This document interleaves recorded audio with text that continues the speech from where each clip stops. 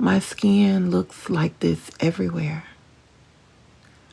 The beauty that's seen through my flaws show me just how beautiful of a goddess I am. Thing about me is I have haters thinking they hurting my feelings by saying this or that. They have no idea that this impetigo has been here all my life. Let me add here that I am a Southern woman.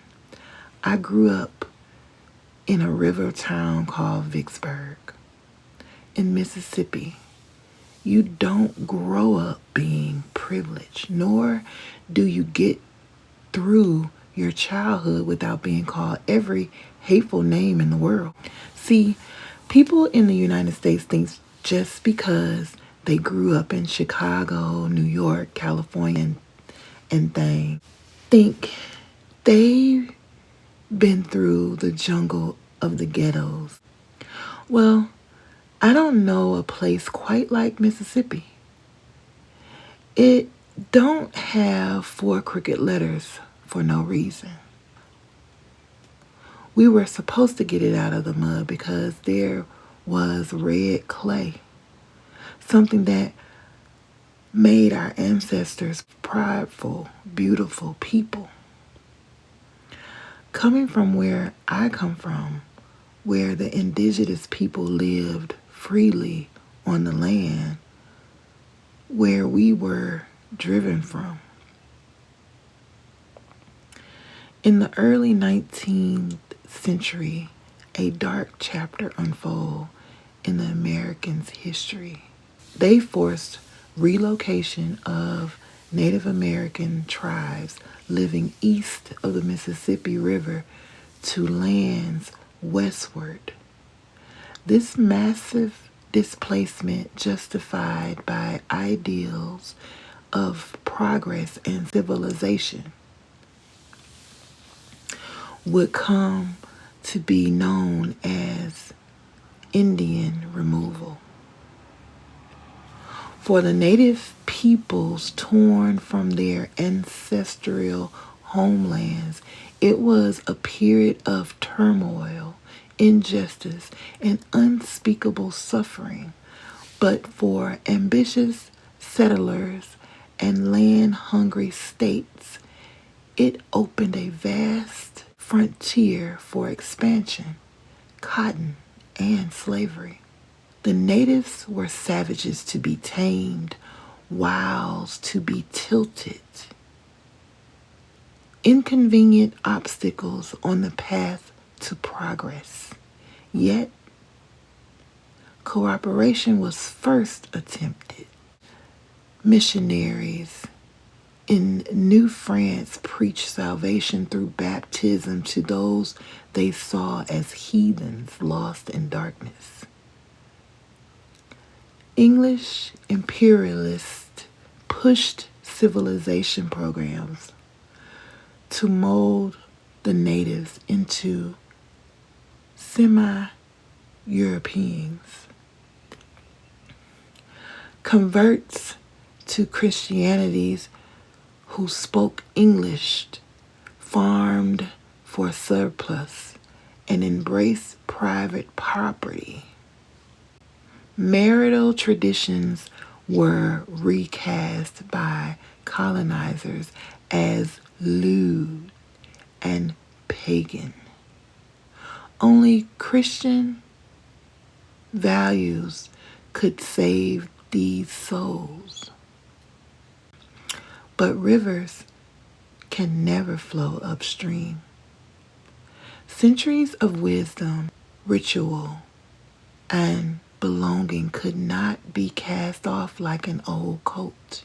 The natives took on the outward trappings of Anglo society while their hearts still beat to the rhythm of the land and ancestors. In time, uneasy coexistence decayed into open contempt. The colonists' creed of racial superiority only hardened, stoked by greed for native hunting grounds and resentment of tribes blocking access to lands they coveted as their divine right. Reform gave way to removal. The two cultures would collide, but only one would prevail intact.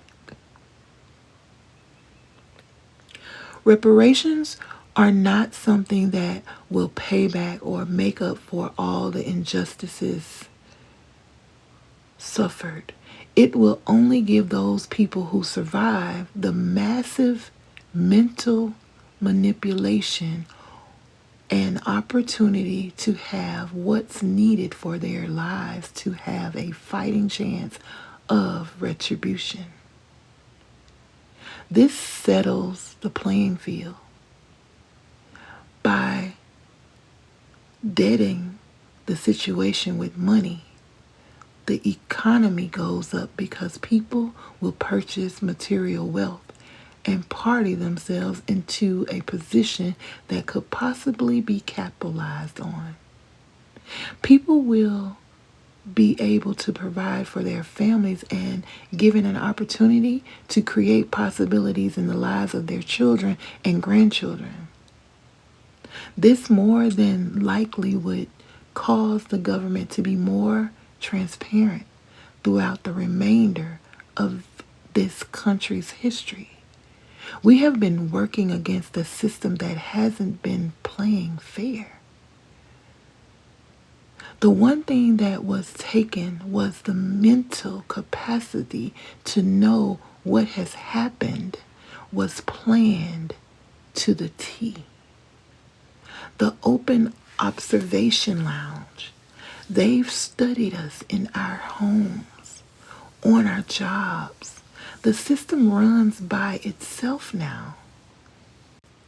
The cycle ends with it being treated not as lab rats, but as humans who have rights and responsibilities and obligations. Christianity was used as a weapon of mass destruction, and we have to wake the fuck up. We've been on a circus ride holding on to the King James Version of retold spiritual laws. In the language of religion, a book of tales orchestrated by scribes at the demand of King James I. He fashioned his male lover as the image of Jesus to praise him because he thought he was ashamed of him because of his dark complexion. There are several Christian organizations that are actively covers for sex cults. Men and women marry one another and have children together while also living a double life with other couples. The gig is up. But when you have your own soul, you walk with your head held high. You sit pretty and drink tea. You rest and you walk, adorn anything that isn't for your highest good. You know that you are who you say you are, period. And there's others who have sold their souls for a good position, title, material gain, wealth. These things fade. Loving the body that I am in loving who stares at me through the mirror. I am not going to let my ancestors down.